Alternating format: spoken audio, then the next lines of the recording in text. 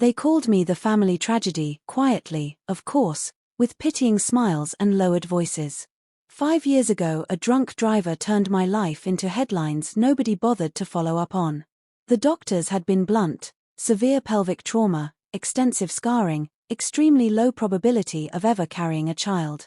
My mother heard never, and the entire family ran with it. Today I sat in the back of the rose gold ballroom at the Ritz-Carlton, surrounded by lavender balloons, crystal vases overflowing with white orchids, and 200 shades of blush. My younger sister Lauren's gender reveal brunch had officially become a masterclass in performative gratitude. Every time someone congratulated her on the miracle growing inside her, eyes inevitably slid toward me. Poor Elise. So accomplished. So alone. Aunt Vivian leaned in first. Lauren looks radiant, doesn't she? Your mom says she's carrying like a dream.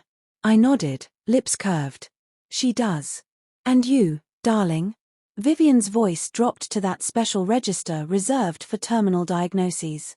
Still, at peace with everything? Before I could answer, Cousin Brooke swooped in like she'd been waiting for her cue. Vivian, don't. You know about the accident. The doctors were very clear. She stage whispered the last part loud enough for 3 tables. Mom materialized with a flute of sparkling water she hadn't touched. Elise has accepted her path, she said, the words polished from years of repetition. She's made peace with her limitations.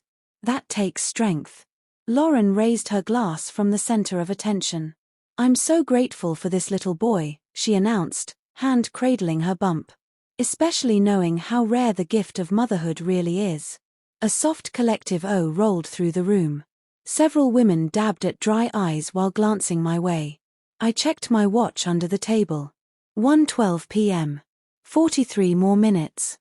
Grayson grabbed my necklace the second Julian passed him over. Willow immediately started her happy pterodactyl noises. Mom's champagne flute hit the floor and shattered.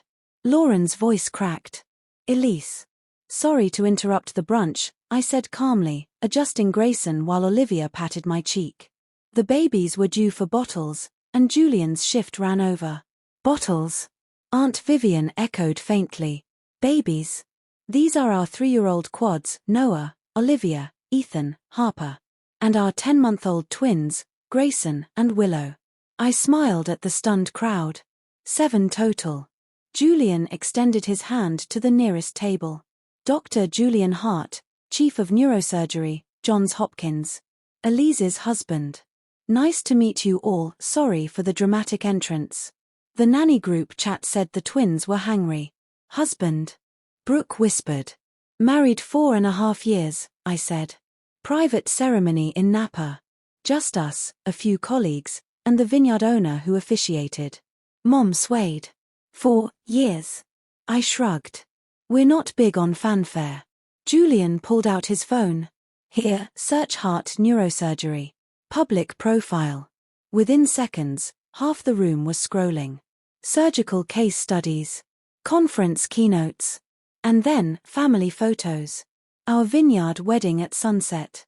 The quads as newborns, for tiny bundles on my chest. Vacation shots from Lake Como. The twins' gender reveal cake we ate alone in our kitchen at 2 a.m. My own Instagram 87,000 followers. Hart Surgical Innovations, our company's account, over 500,000. Lauren's finger froze on the screen. You own Hart Surgical? Founder and CEO, I confirmed. We design next-gen robotic systems for neurosurgery and orthopedics. Last fiscal year revenue was $412 million. This year we're tracking toward $530. The room was graveyard silent except for Willow's contented sucking noises. Mom's voice trembled. The accident, the doctors said. They said conception would be extraordinarily difficult, I corrected gently. Not impossible. We worked with the best reproductive endocrinologists in the country. First IVF cycle gave us the quads, 2 embryos implanted, both split. The twins were a complete surprise. Natural. At 39 weeks. No complications. Julian smiled down at me. She carried them like a champion. I looked at my mother. I never lied. I simply stopped correcting assumptions. Why? Lauren asked, voice small. Because every time I tried to share my actual life, it got turned into a cautionary tale. Or a comparison. Or a tragedy that made everyone else feel luckier. I got tired of it. Julian burped Grayson with practiced ease. She's the strongest person I know.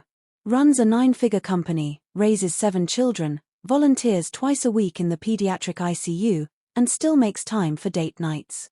Mom covered her mouth. Tears spilled over. The brunch never really resumed. People drifted over to meet the children instead. The quads charmed everyone with their polite chaos. Sophia quietly prepared bottles. Julian answered medical questions while bouncing Willow. Lauren sat alone at the gift table, lavender sash wilting. I walked over and sat beside her.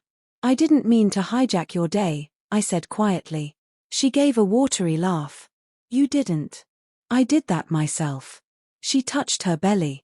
I spent months feeling smug. Like I'd won something you couldn't. I'm sorry. I squeezed her hand. You're going to be an amazing mom. Your way. Not mine. And that's perfect. She looked at the quads, giggling with Sophia. 7. How? Lots of help. Lots of love. And a partner who carries half the load. As we packed up to leave, Mom caught my elbow.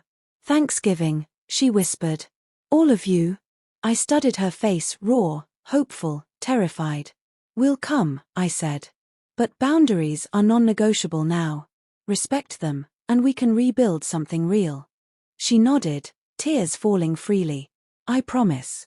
Julian loaded the last car seat into our custom Suburban, kissed my temple, and murmured, You okay? I looked in the back at 7 sleeping children, then at the man who'd never once questioned my worth.